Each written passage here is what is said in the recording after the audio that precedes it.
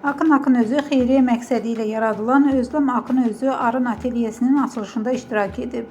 Layihəyə ehtiyac sahibi insanların istehsala qoşulmasına dəstək olmaq və onlara ümid vermək məqsəd daşıyır. Açılış mərasimində sənətçilər və rəsmi şəxslər də iştirak ediblər.